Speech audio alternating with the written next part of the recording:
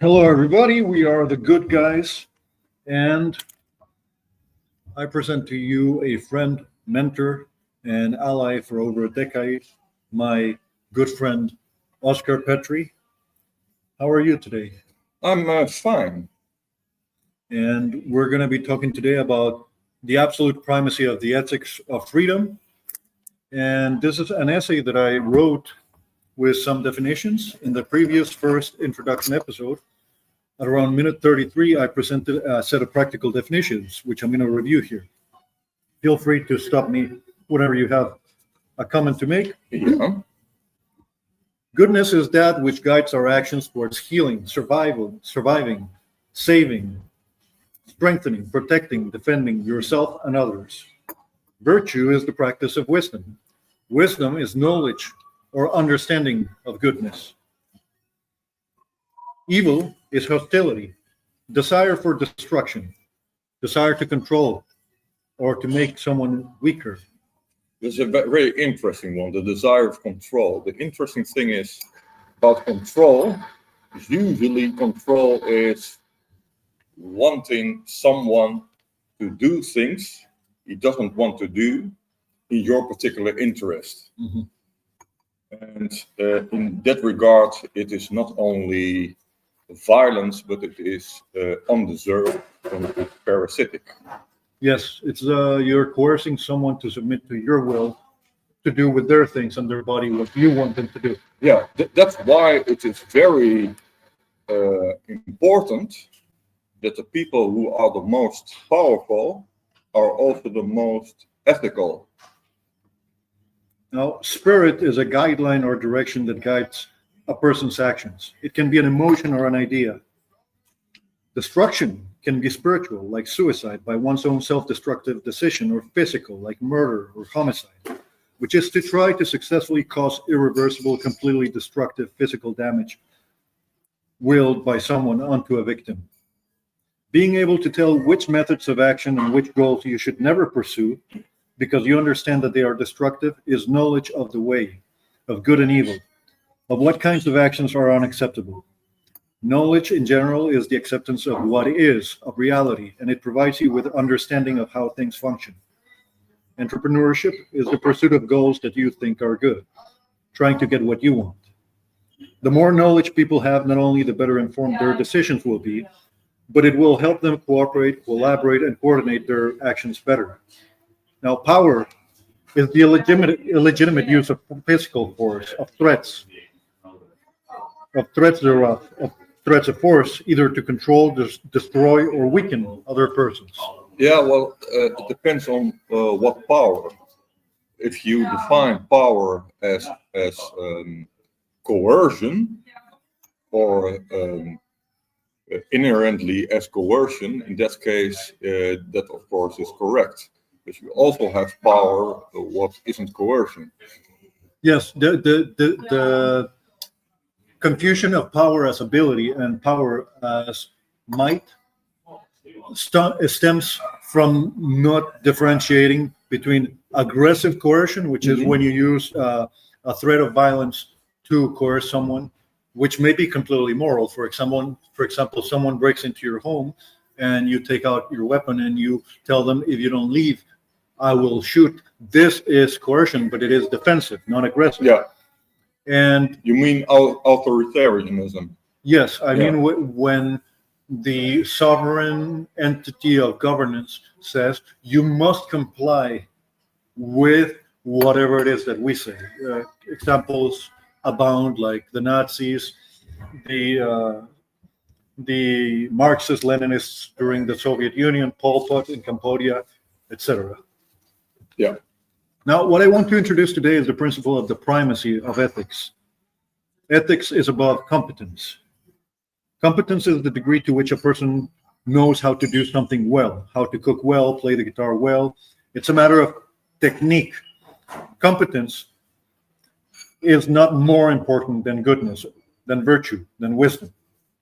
If there's a situation where one has to be sacrificed between competence and goodness, then goodness should and must prevail. That's interesting. It's also the coercer is the opposite of competence as well. That's why he has to force, because he lacks the competence.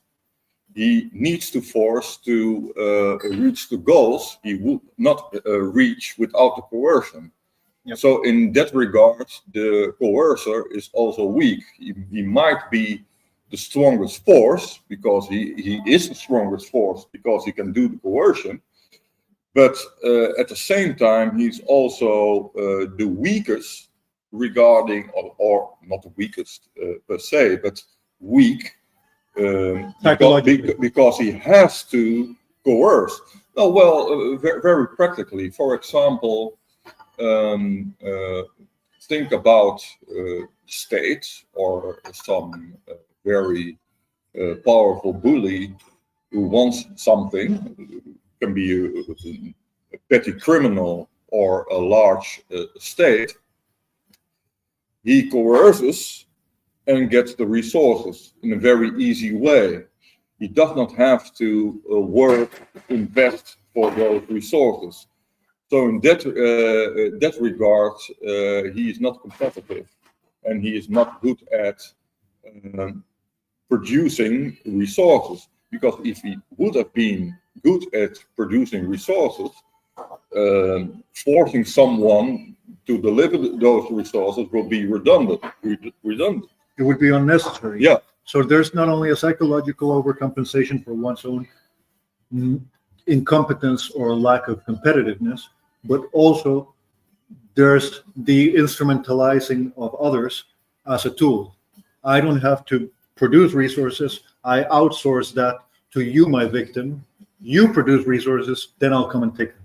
Yeah, and that's why it's very interesting why there's a big paradox in the state that it, at the one hand, it is the most powerful force there is, and at the other hand, it is supported by the weakest people in society who can't or who think that they are not able to get those resources in a different way than with aggressive violence. I think that there's an interesting psychological insight associated to this, which is if you do not think that you can achieve something, you don't try, you guarantee therefore that you will not get it. But if that is your starting point, then you can see very quickly the slippery slope of, well, I have no other choice but to use force in the mind of people who think themselves weak because they don't exercise the good power, the abilities that they have. Yeah. Now, to illustrate how ethics comes above competence, the competent surgeon must be stopped immediately the moment he starts intentionally causing harm or attacking the body of the patient, no matter how intelligent, prepared, or qualified he is. The moment he starts pursuing the destruction of another person, then he must be stopped. This is so as to prevent the destruction of the body of the patient, to prevent the destruction of the desired functions of the body of the patient. Defense, whether... This is, by the way, very interesting because this is also implied in the oath of Hippocrates. Do no harm. Yeah. Defense, whether self-defense or defense of another person who cannot defend themselves or have called for one's help, is when someone prevents someone's destructive intent from prevailing. Defense is to stop and contain aggression. Aggression is the initiation of the use of force. Aggression is to attack, to threaten, to invade, to use the body and physical things of another person without their consent. For example, murder, robbery, extortion, rape, kidnapping, attacking another person are examples of aggression. Aggression is the mode of action that must be opposed in communication and stopped in practice. Yeah, that's very interesting. You said extortion. That's true. There is a very big distinction between extortion and blackmailing. For example, blackmailing is to say something. If you don't do this, if you do this, I will do this. Yeah. But the thing you gonna do, you can do anyway. Yeah.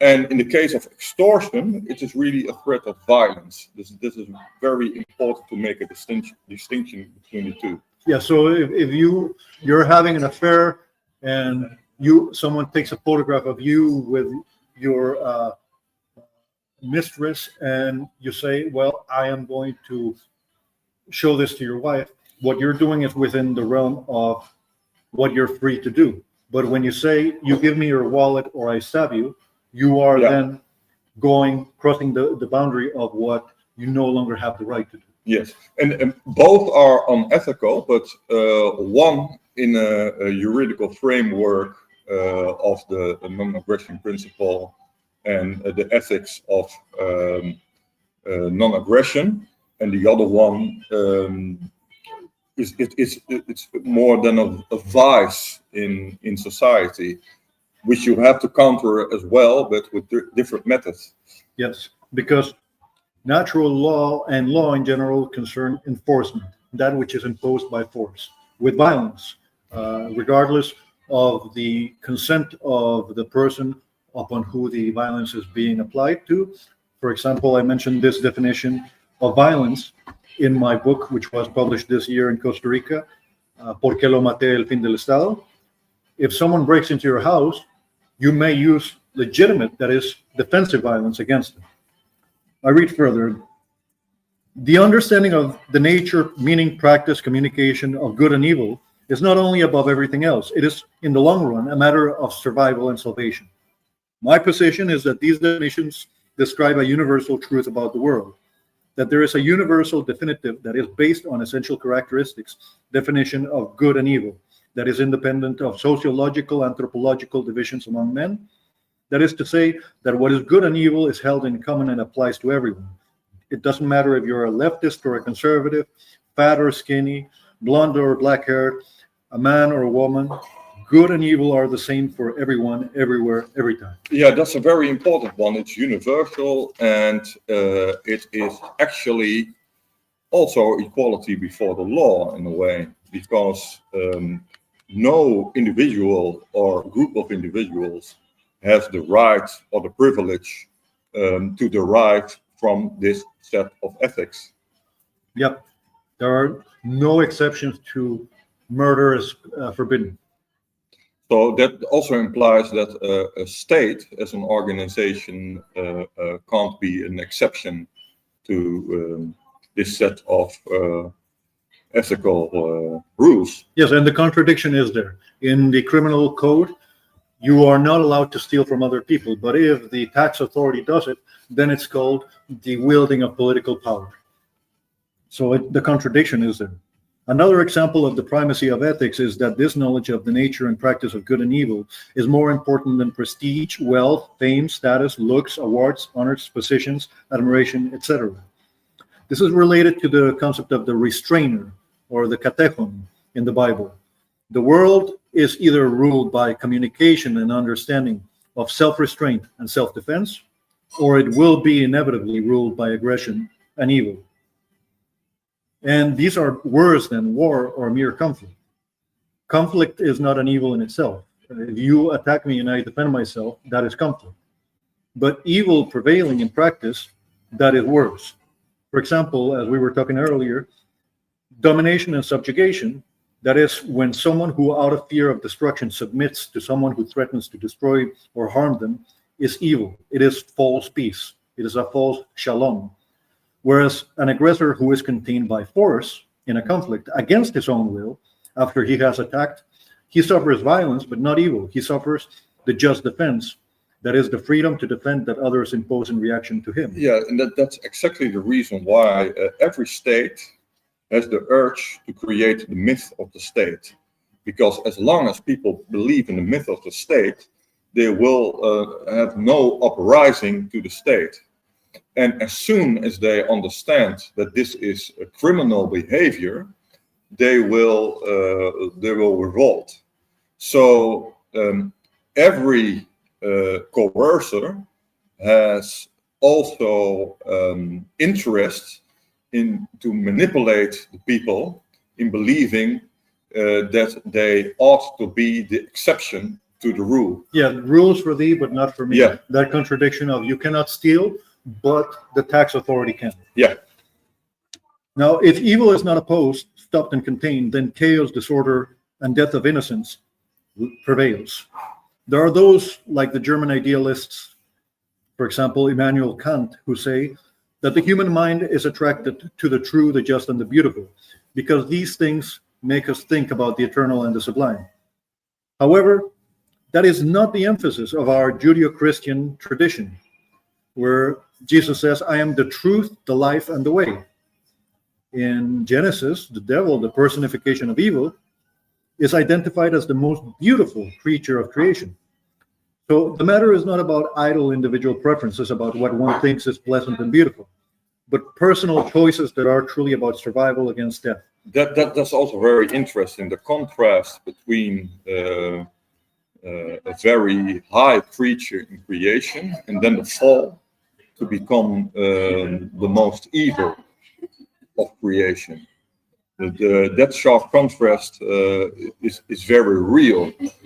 Also regarding ethics, if someone develops and he also develops his ethical norms, and if he falls usually deeper than someone who has never grown in any kind of way and who has very infantile way of expressing evil, like a child, for example. The higher you go, the higher the fall. The more conscious you are of good and evil, the more potentially evil you can be. Yeah.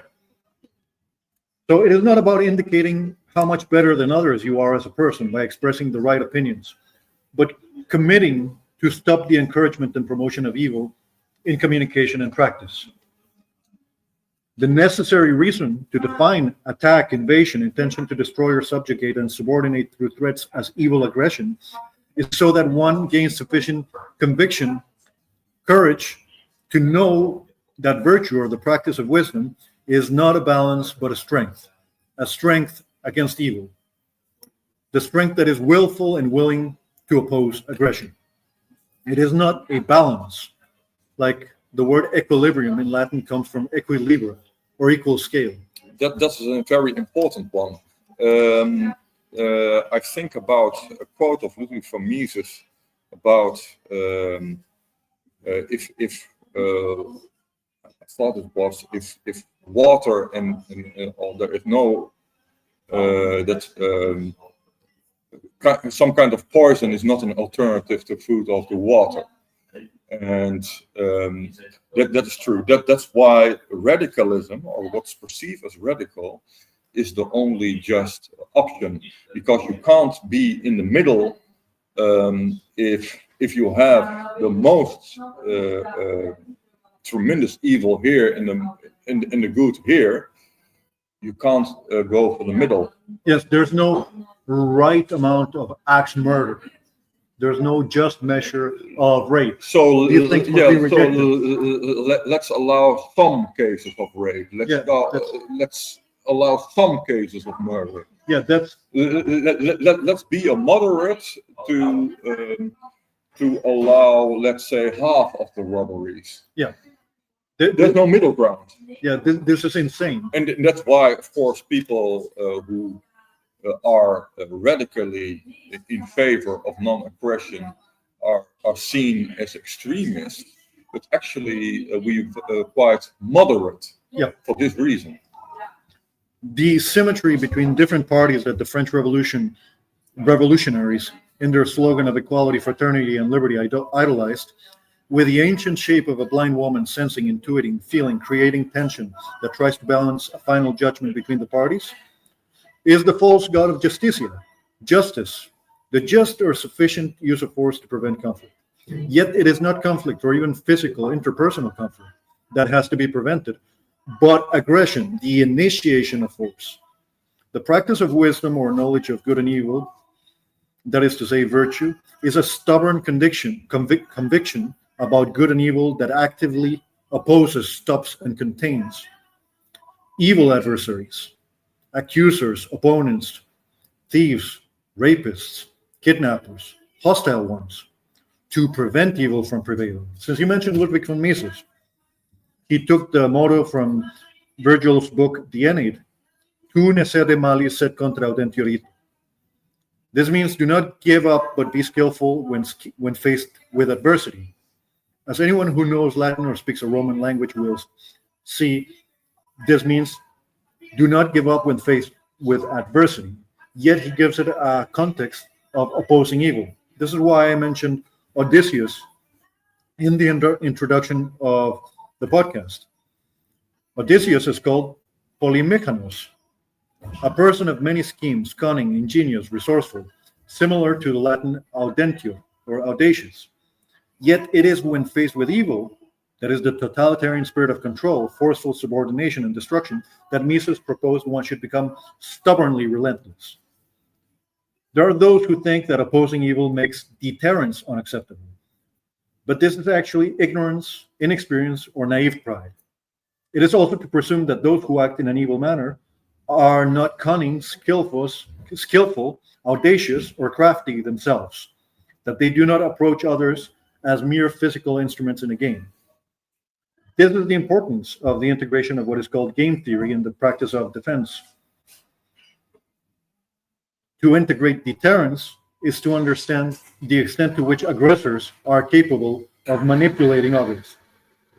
To give you an example, an aggressor outlines the technical scope of tactic and strategy of a conflict when he, for example, kills your mother, kidnaps your sister, uses his own mother and sister as a human shield, and continues to threaten you, swearing to intend to kill you and all of your family. This is the reason why they must not be enabled to succeed. Defense must integrate game theory to be effective. The reason why opposing deterrence is naive pride is because knowledge, acceptance of what is humility with reality. Whereas to sacrifice knowledge to preference is to prefer to look good in the eyes of other people. And that is pride. Knowledge of good and evil imposes adjusting one's actions accordingly. One cannot unsee the scene. I think it is cowardly reluctance to avoid doing what it takes to make aggression effectively cease every time that it arises. This is very interesting what you just said, because it's quite the opposite of the virtue signaling. Virtue signaling is actually, look at me, I'm virtuous. Well, that's not the point. It's not the point to appear as virtuous. It is to practice virtue. It is of importance to practice virtue, and of course you shouldn't hide it, but you shouldn't say, "Look at me, I'm virtuous." Yeah. Because in that regard, you are not doing virtue primarily, but you are primarily lifting up yourself, how good you are. Yes, you're saying I have the right opinion, so therefore I am a good guy. Yeah, for example, calling someone else a fascist is a good example, because that also says that you are not a fascist and that you are good and the opponent is bad and even evil. Yeah, he is of the enemy team. I am the good guy. Yeah. My own view. Well, that is not true, because we are the good guys. That's true. My own view is that the non-aggression principle is the cause, method, and goal in itself of justice and ethical human action. It is tautological, self-referential, unidirectional, and the simultaneous meaning of justice and just war. Even in conflict, we worship the truth, the life, and the way, by determining the way in which life will truly be defended against the initiation of force. Freedom is either compatible with this or it isn't truly freedom. Yeah. The interesting thing is that from these first principles, it can be deduced that a state, not a just organization, and should be abolished. So are you saying the current state of affairs is not a just order of things? Yeah, well, a lot of people will point out of the fact that libertarians, for example, are so against the state, and they wonder why this is the case. This is the reason why libertarians are against the state, because it is organized coercion, organized aggression against innocent people. And that ends this first episode. of the good guys. We are the good guys. Till the next time. Thank you.